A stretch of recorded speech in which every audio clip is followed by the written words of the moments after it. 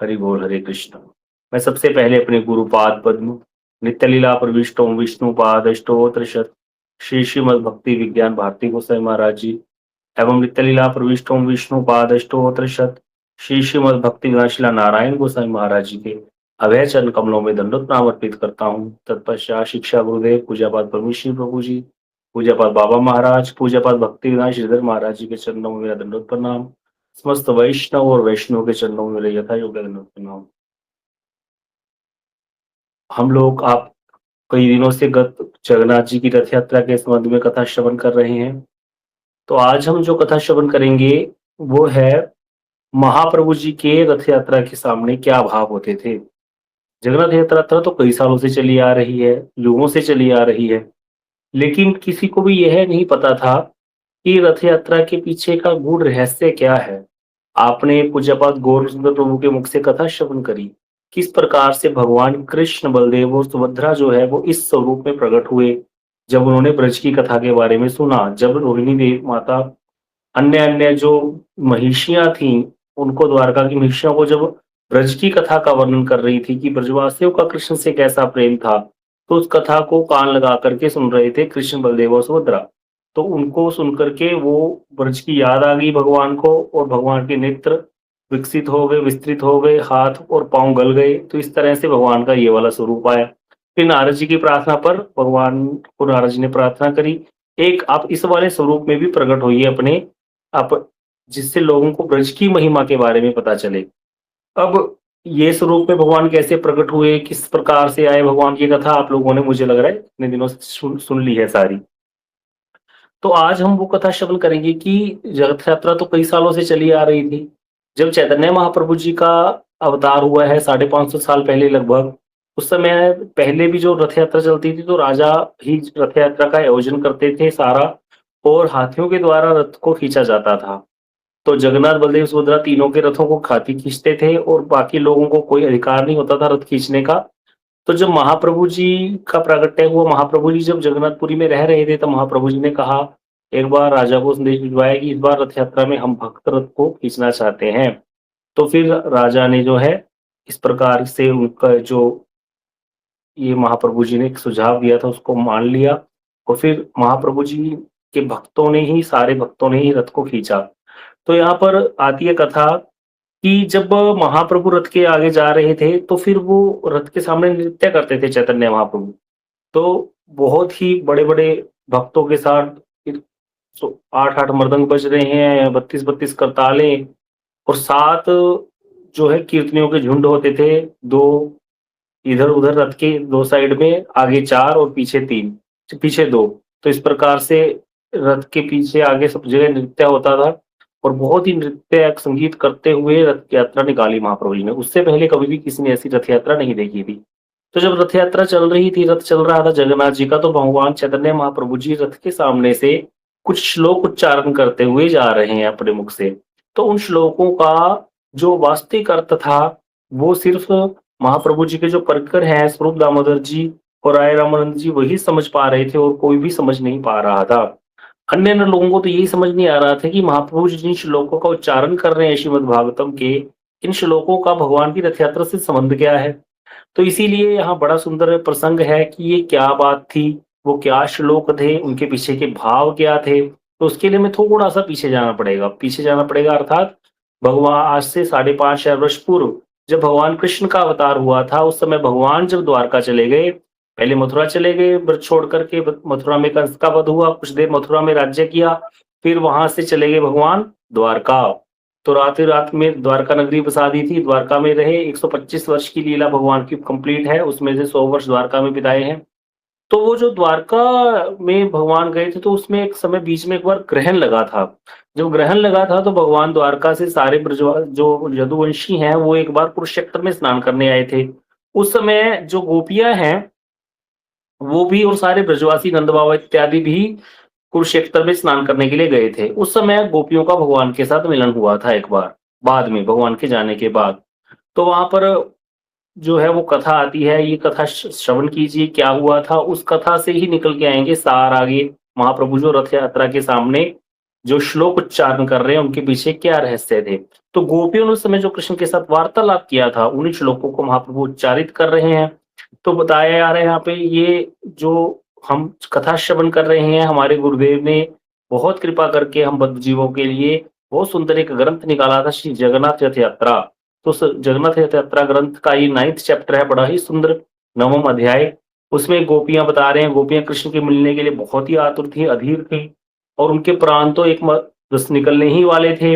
इतने वर्षों में कृष्ण के मिलने की आशा से बड़ी ही कठिनाई से प्राणों को धारण कर रही थीं, और जैसे जैसे वो निकट गई हैं कृष्ण के, और एक क्षण का विलंब भी उनको क्या है, युग के समान प्रतीत हो रहा था, और उनका धैर्य टूटने लगा। अब कृष्ण का दर्शन करते ही जो गोपियां हैं वो फूट फूट करके रोने लगी, बहुत ही रोने लगी। और ऐसा जो रुदन था, कहते कृष्ण के विरह में कभी भी आज तक हुआ नहीं था गोपियों का, जैसा रुदन वहां कुरुक्षेत्र में गोपियों ने किया। तो यहाँ बता रहे हैं कि गोपियों का अभिष्ट पूर्ण हो रहा था। जैसे बता रहे हैं, पहले जब भी गोपियां कृष्ण का दर्शन करती थी, जब कृष्ण ब्रज में आते थे, तो बड़ा सुंदर एक श्लोक है गोपी गीत में, गोपी कहती हैं, राधा जी का श्लोक है, अटति यद भगवान अहनि काननम त्रुटि युगायते त्वाम पश्यताम। तो वहां पे कह रही है, अटति यद भगवान अहनि कानने में, कृष्ण जब तुम गैया चराने वन में चले जाते हो, तब तुम्हें देखे बगैर एक एक जो त्रुटि है वो युग के समान प्रतीत होती है। और जब आप गैया चरा करके वापस आते हो, या सुबह जाते हो, तो जब वापस आते हो उस समय जब वो आपका दर्शन करती हैं तो हमारे नेत्रों को बड़ा आनंद होता है। लेकिन जब आपका दर्शन करती हैं तो बीच में पलकें पड़ती हैं। अब हम एक दूसरे को देख रहे हैं तो पलकें पड़ रही है ना, लेकिन हमें तो पता भी नहीं चलता पलकों के पड़ने के कारण क्या व्यवधान हो रहा है। लेकिन गोपियां क्या कह रही हैं कि जड़ उदीक्षताम पक्ष्म दिशाम जड़ उदीक्षताम, कि जो ब्रह्मा है जिसने नेत्र बनाए वो जड़ है, उसका कमल से जन्म हुआ है, इसीलिए वो जड़ है, उसको बुद्धि नहीं है। क्या उसको नहीं पता कि नेत्र तो बनाए पर पलकें क्यों बनाई? क्योंकि इन पलकों के कारण कृष्ण दर्शन में व्यवधान हो रहा है। पहले ही हम तो विरह में मरी जा रही थी, अब जब कृष्ण आए हैं उनका दर्शन करने में हमें जो पलकें पड़ रही हैं उसमें भी व्यवधान होता है। इसीलिए ब्रह्मा को गोपियां जो है वो जड़ बोलती हैं, कि ब्रह्मा जड़ है नेत्रों को बनाने वाला, जिसने नेत्र तो बनाए लेकिन पलकें क्यों बनाई। तो इस तरह से कहते यहाँ पर, इतने वर्षों के विरह के बाद आज जब गोपियों ने नेत्रों के द्वारा कृष्ण को देखा तो उनका आलिंगन कर लिया, अपने हृदय में ले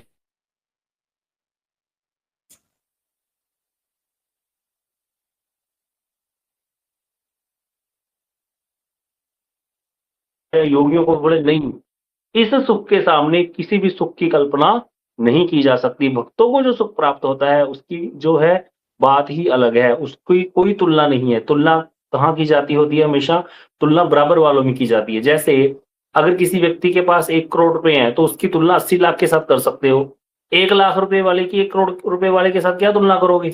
तुलना के लिए जो समानता होनी चाहिए, थोड़ी बहुत समानता होनी चाहिए। ऐसे नहीं होता कि बिल्कुल ही कुछ है ही नहीं, तो राजा भोग, कहाँ राजा भोज और कहाँ गंगू तेली। तो इसी प्रकार कहते जो गोपियों को सुख प्राप्त हुआ है यहाँ पर अनंत सिंधु में, जिसमें मगन हुई है गोपियां भगवान के दर्शन करके, बड़े बड़े योगियों के लिए भी संभव नहीं है। अब यहाँ पर गोपियां जो है कृष्ण को कहना चाहती थी, कुछ बोलना चाहती थी, इतने दिनों बाद मिले हैं भाई, लेकिन उनका गला जो है बिल्कुल रुद्ध हो गया, बोलने में असमर्थ हो गई। अब कृष्ण भी रोने लगे। कुछ देर बाद धैर्य धारण करके कृष्ण ने गोपियों को सारी जो दशा उनकी ऐसी हुई है उसके लिए अपने आप को दोषी मानते हुए कहा, हे गोपियों, हे मेरी सखियों, तुम मेरे प्राणों के समान प्रिय हो, मुझे मेरे प्राणों के भी प्राण हो। तुमने मेरे विरह में बहुत दुख सहन किया है, अपना सब कुछ त्याग दिया, अपने पति ग्रह, गुरुजन, सारा भय, जो गुरुजनों का भय होता है, आर्य मर्यादा होती है। तो इसीलिए कहते, परंतु मैं तुम्हारा त्याग करके दूर चला गया। तुम मुझे निष्ठुर अकृतज्ञ समझती होगी, परंतु यह सत्य नहीं है। मैं भी तुम्हें स्मरण करता रहा और एक क्षण के लिए भी मैं तुम्हें नहीं भूला हूं। मैंने तुम्हें बहुत कष्ट दिया, इसीलिए तुम मुझे क्षमा कर दो। अब यहाँ पर कृष्ण थोड़ा गोपियों को तत्व ज्ञान देने लग गए बात करते करते। यहाँ पर कृष्ण कहने लगे, मेरी भक्ति जो है वो जीवों के लिए अमृत स्वरूप है। तुम्हें, तुम्हारा जो मेरे प्रति स्नेह है वही एकमात्र तुम लोगों का मेरे मिलने का कारण है, क्योंकि तुम मुझे इतना प्रेम करते हो, इसीलिए विधाता ने ऐसा विधान बनाया कि हम मिल पाए। अतः तुम, जो तुम्हारा जो स्नेह है मेरे प्रति, यही हमारा पुनः मिलन कराएगा। ऐसे कहते कहते गोपियों को कृष्ण कहने लगे, तुम्हें पता है, मैं तुम्हें एक रहस्य बताता हूँ। क्या तुम जानती हो कि मैं ही पुरुषोत्तम भगवान हूँ? मैं ही सबके हृदय में वास करता हूँ। मैं विष्णु हूँ। विष्णु शब्द का अर्थ ही होता है जो व्याप्त है सब जगह। तो भगवान कहने लगे, मैं विष्णु हूँ।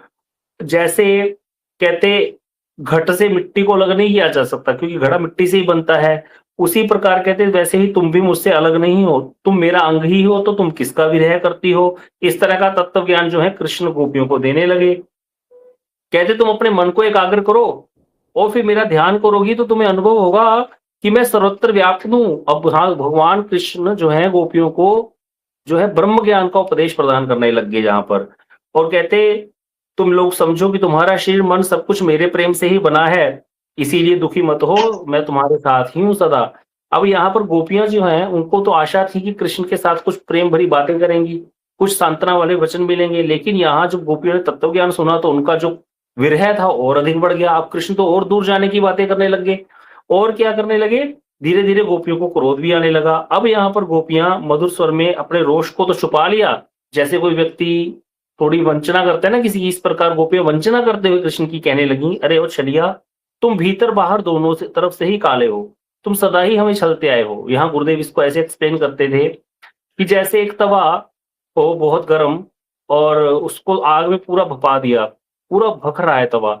अब उसके ऊपर एक बूंद डाल दोगे जल की, एक बूंद डाल दोगे तो क्या होगा, क्या वो ठंडा हो जाएगा? नहीं, वो तो एकदम से पक करके उठ जाएगा, क्योंकि तवा बहुत गर्म है। उसके ऊपर तो बहुत सारा पानी डालोगे तब कहीं जाकर के तवा ठंडा हो सकता है। तो इस प्रकार यहाँ कृष्ण, गोपियां जो है वो तो इतना विरह में बिल्कुल जो है झुलस गई हैं कृष्ण के। और यहाँ कृष्ण जो है वो अपनी कुछ और ही तत्व ज्ञान की बातें करने लग गए। तो उस तत्व ज्ञान का क्या यहाँ पर जो है टिक सकता है, वो तत्व ज्ञान कैसे ठहर सकता है इतने बड़े विरह के आगे गोपियों के? क्योंकि गोपियां तो कृष्ण को चाहती है ना। मुरलीधारी जो वन विहारी कृष्ण है, फूलों का श्रृंगार करते हैं, गैरिक धातुओं से जिनको यशोदा मैया सजा करके वन में भेज देती थी गैया चराने, एक हाथ में लाठी है और इधर कंबल टांग रखा है, काली कंबली है, उस कृष्ण का दर्शन करती है ना गोपियां तो हर समय। तो गोपियों को कैसे वो तत्व ज्ञान उनके हृदय पर ठहर सकता है? तो इसीलिए यहाँ पर कहते गोपियां जो है वो कहने लगी, तुम दोनों तरफ से काले हो, हम जानती हैं तुम भगवान नहीं हो, तुम सर्वदा हमेशा ऐसे ही चलते आए हो, हम जानती हैं तुम क्या हो, यशोदा माता के पुत्र हो, तो हम जन्म से ही तुम्हारा स्वभाव जानती हो, सदा ही झूठ बोलते आए हो। और तुमने ब्रह्मांड घाट पर मिट्टी खाई थी और यशोदा मैया ने पूछा तो तुमने झूठ बोल दिया, मैया मैंने मिट्टी नहीं खाई। तुम दूसरी गोपियों के घरों में दही मक्खन चुराते थे और पकड़े जाने पर कहते थे मैंने तो कोई चोरी नहीं की, क्यों मुझ पर झूठा आरोप लगाते हो? तुम झूठ बोलते हो, चोरी करते हो, क्रोध करते हो। कृष्ण को कह रही है गोपियां, अरे तुम्हें भूख प्यास लगती है, तुम भगवान कैसे हो सकते हो? तुम तो बड़े रसिक हो। क्या तुम्हें स्मरण है कि ब्रज में तुम अपनी बंसी पे एक शब्द छेड़ देते थे और फिर उसके द्वारा हमको पुकारा करते थे? अब गोपियां जो बात करना चाहती थी कि कृष्ण भी वैसी बात करेंगे, कुछ प्रेम भरी बातें होंगी, वही वाली बात गोपियां कह रही है, तुम्हें याद है कि तुम बंशी पर अस्फुट शब्द द्वारा हमको पुकारा करते थे और हम भी उस वंशीनाद के वशीभूत होकर के अपना घर बार त्याग करके तुमसे मिलने आ जाती थी और तुम हमारे साथ नृत्य करते थे, हास परिहास करते थे, गान इत्यादि करते थे। क्या भगवान हमारे जैसी ग्वार ग्वालनियों के साथ इस प्रकार नृत्य गान करेंगे? जब राधा जी मान करते थे तो उनको मनाने के लिए अपनी वंशी, यहाँ तक कि अपना मस्तक भी उनके सर में चरणों में रख देते थे। ये सेवा कुंज क्या है वृंदावन में? राधा जी के चरणों की सेवा की कृष्ण ने। जहाँ परम पुरुषोत्तम भगवान भी क्या करते हैं, चरणों की सेवा कर रहे हैं, गोपियों के आगे नाच रहे हैं कृष्ण। तो यहाँ पर क्या कह रही हैं, भगवान के चरणों में तो ब्रह्मा शंकर आदि देवता अपने शीश झुकाते हैं, परंतु भगवान किसी के आगे नतमस्तक नहीं होते। इसीलिए तुम अपने आप को भगवान घोषित कर करके असत्य भाषण कर रहे हो। तुम हमारे केवल प्रियतम हो, अन्य कुछ भी नहीं हो। अब यहाँ पर गोपियों ने भगवान को ऐसे बोल दिया। यहाँ पर क्या आ रहा है, ये बात समझा रहे हैं कि गोपियां जो हैं वो विशुद्ध प्रेम में हैं।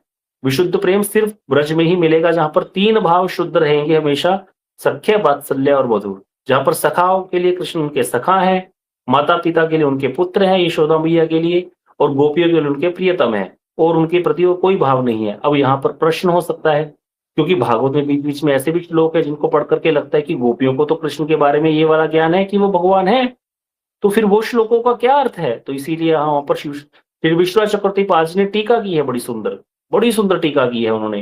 कहते जब एक चीज बताओ, जब सूर्य उदय होता है तो क्या होता है? जब सूर्य उदय होता है तो सब कुछ प्रकाशित हो जाता है। जहां कभी भी कोई प्रकाश नहीं है वहां भी प्रकाश हो जाता है सूर्य उदय होने से।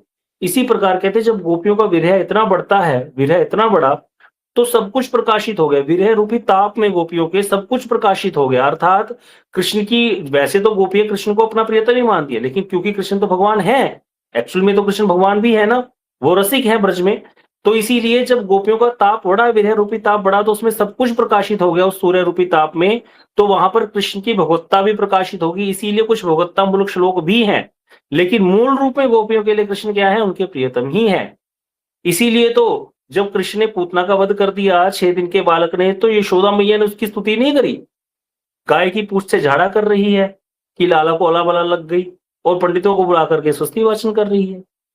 तो इसीलिए कभी भी ब्रजवासियों के मन में ऐश्वर्य बुद्धि नहीं आती। इतना देख करके कि 6-8 साल के कृष्ण ने गिरिराज जी को धारण कर लिया, लेकिन ब्रजवासी लाठियां लगा रहे हैं बालक साथ में, अरे कृष्ण तू चिंता मत कर, हम भी खड़े हैं साथ में तेरे, देख रहे हैं कृष्ण ने उठाया साक्षात। इसको कहते हैं नरवत लीला, जहां माधुर्य इतना प्रबल है कि वहां पर जो ऐश्वर्य है उसका कोई स्थान ही नहीं है। ऐश्वर्य है ब्रज में, लेकिन वो बीच बीच में आता है। जैसे एक दूध का बहुत बड़ा पतीला उबल रहा है और उसमें एक कोई किनका गिरा हुआ है, अब उस किनके को आप पकड़ नहीं पाओगे, वो थोड़ी थोड़ी देर बाद उबलते दूध में दिखाई देगा, बीच बीच में कोई किनका है, ब्लैक ब्लैक कोई पार्ट दिख रहा है उसमें, लेकिन आप उसको कितना भी पकड़ने की चेष्टा करो वो पकड़ में नहीं आएगा। तो ये इतना माधुर्य है ब्रज में कि वो जो ऐश्वर्य है वो दिखता है बीच बीच में, लेकिन हम उसको पकड़ नहीं सकते। तो इसी प्रकार यहाँ पर जो गोपियां हैं, उनके भाव हृदय के बड़े ही गंभीर हैं। महाप्रभु रथ यात्रा में उन्हीं गंभीर भावों का एक एक करके आस्वादन करते हुए भावाविष्ट हो रहे थे। अब महाप्रभु जी कृष्ण जो जगन्नाथ जी हैं उनको क्या देख रहे हैं, क्योंकि जगन्नाथ जी का जो मंदिर है वो द्वारका स्वरूप है, और जो गुंडीचा मंदिर है वो वृंदावन स्वरूप है। जगन्नाथ जी की रथ यात्रा चलती है जगन्नाथ मंदिर से द्वारका की तरफ, सॉरी गुंडीचा मंदिर की तरफ।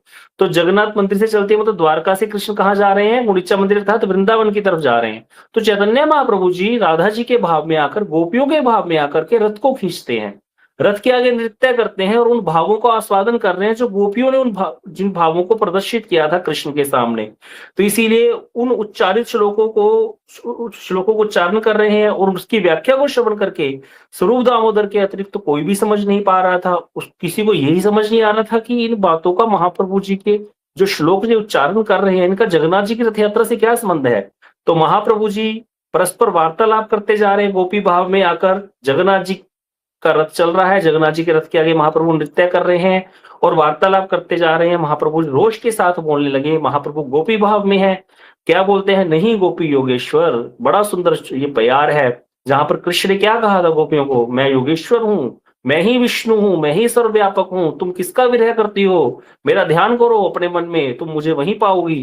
तो वहां पर कृष्ण जो गोपियां जो है, चैतन्य महाप्रभु कौन है, वैसे कृष्ण है, लेकिन भाव किसका है, राधा जी का। तो आज चैतन्य महाप्रभु राधा जी ही बने हुए हैं, राधा जी के भाव में विभावित है। तो राधा जी के भाव विभावित होकर महाप्रभु कह रहे हैं, नहीं गोपी योगेश्वर पद कमल तोमार, ध्यान करी पाई बे संतोष, तोमार वाक्य परिपाटी तार मध्य कुटी नाटी, सुनी गोपीरार बाड़े रोष। क्या कह रहे महाप्रभु, गोपियां योगियों के समान नहीं है, कृष्ण को कह रहे हैं महाप्रभु। जगन्नाथ जी कह रहे हैं गोपियां नहीं गोपी योगेश्वर, गोपियां योगियों के समान नहीं है। पद कमल तोमार, ध्यान करी पाई वे संतोष, कि वो तुम्हारे चरणों का ध्यान करेंगी और उससे ही संतुष्ट हो जाएंगी। आपकी वचनों की परिपाटी में कपट है, तुम कपटी हो, ऐसी बात करते हो।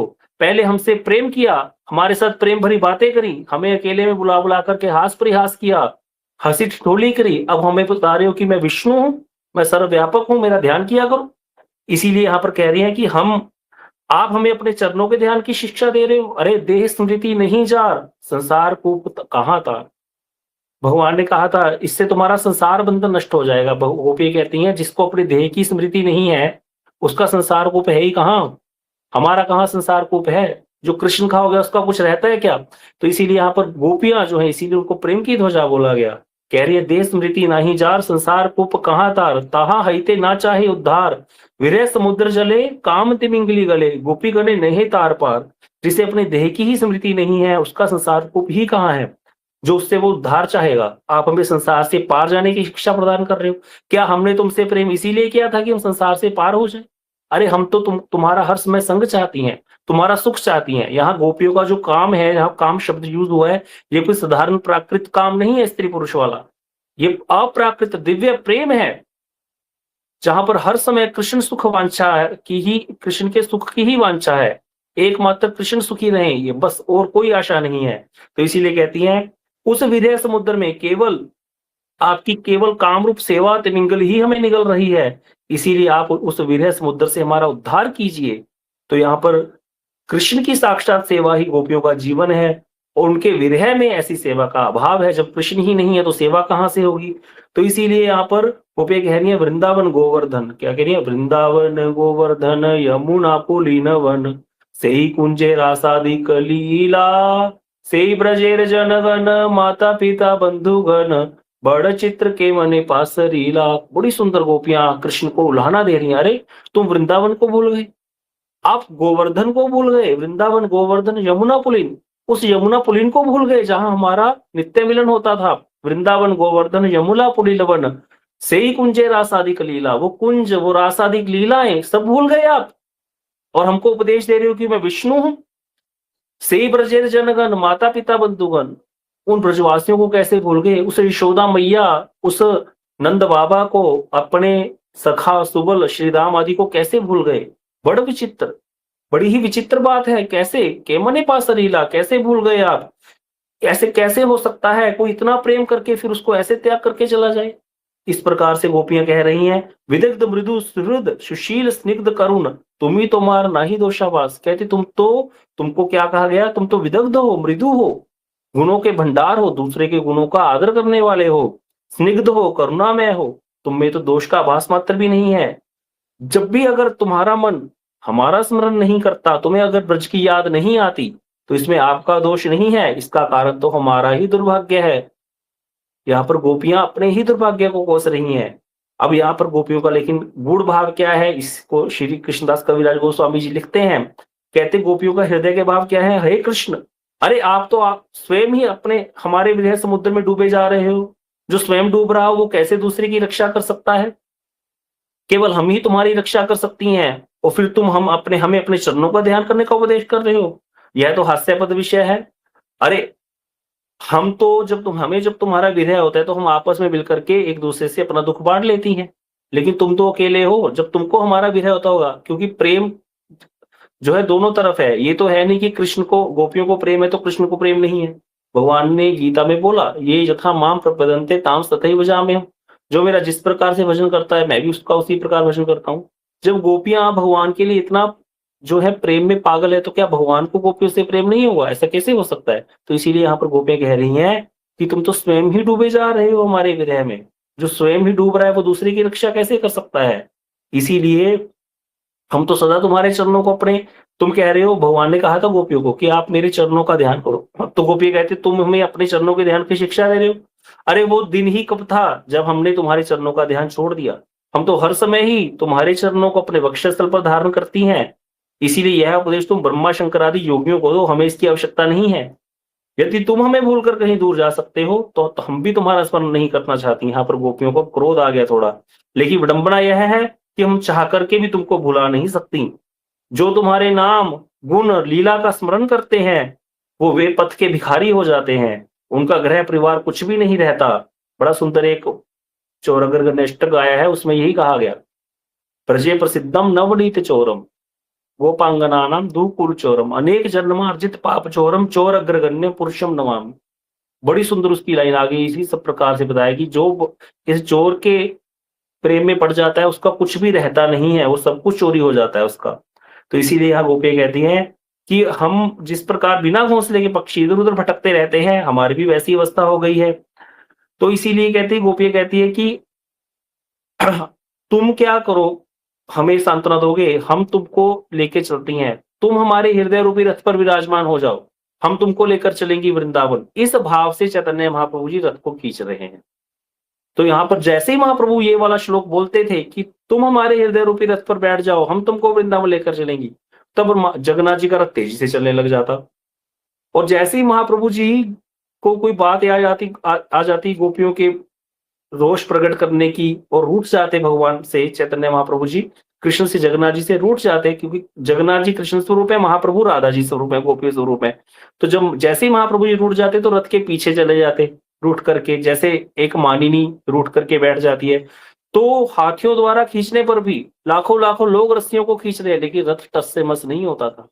फिर सब जाकर के चैतन्य महाप्रभु जी के चरणों में गिरते, स्वरूप दामोदर कुछ श्लोक सुनाते, महाप्रभु जी को दोबारा बुला करके लाते, फिर महाप्रभु जी रथ के ऊपर अपना सर लगा देते, फिर एकदम से रथ सरपट-सरपट करके दौड़ने लग जाता। इस प्रकार से रथ यात्रा जो है जगन्नाथ जी की संपन्न होती थी। इतना सुंदर दृश्य होता था महाप्रभु जी के समय जो रथ यात्रा निकली, उसके बाद से अब तक इसी भाव से रथ को खींचा जाता है। आज भी भक्त लोग इसी प्रकार से रथ को खींचते हैं, गौड़िया भक्त वहाँ पर कीर्तन करते हैं, बड़ा ही सुंदर दृश्य होता है, लाखों-लाखों भक्तों की टोलियाँ जाती हैं। हमारे मठ से भी पूज्यपाद श्रीधर महाराज जी वहाँ से जाते हैं, भक्तों को साथ लेकर के हमारे जो मठ है जगन्नाथपुरी में सब भक्त जाते हैं, वहाँ कीर्तन पार्टी जाती है बहुत और बहुत सुंदर नृत्य है। एक दिन पहले गुंडीचा मंदिर मार्जन में भी महाराज जी अपनी सारी टोली को लेकर के चलते हैं। सबसे ज़्यादा रश हमारे तरफ से होता है, हमारे नारायण गोसाई महाराज जी के शिष्यों का होता है, गुंडीचा मंदिर मार्जन में। बहुत सुंदर तरीके से जो है मंदिर को साफ किया जाता है कि भगवान आकर के यहाँ विराजमान होंगे और रथ को फिर बाद में जहाँ जब रथ यात्रा होती है अगले दिन तो वहाँ पर सब जाकर के नृत्य करते हैं। इसी प्रकार से ये रथ यात्रा संपन्न होती है। कथा तो बहुत है, इसमें बहुत शेष रहेगी कथा। अभी आज थोड़ा-सा आपको दिग्दर्शन कराया है, किस प्रकार से क्या भावों से महाप्रभु जी जो है, वो रथ को खींचते थे। तो यही कहते हुए मैं वाणी को विराम देता हूँ। वांछाकल्पतरुभ्यश्च कृपा सिंधुभ्यश्च पतितानां पावनेभ्यो वैष्णवेभ्यो नमः।